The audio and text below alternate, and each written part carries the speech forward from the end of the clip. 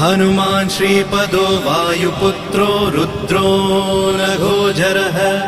अमृत्यवीरवीरश्च ग्रामवासो जनाश्रयः धनदो निर्गुणः शूरो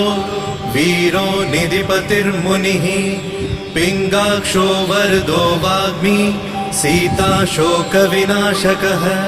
शिवः शर्वत्परो व्यक्तो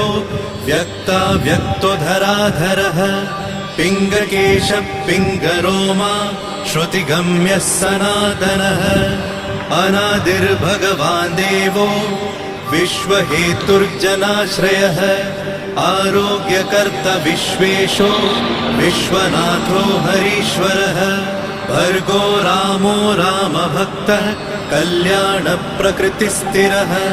विश्वम्भरो विश्वमूर्तिर्विश्व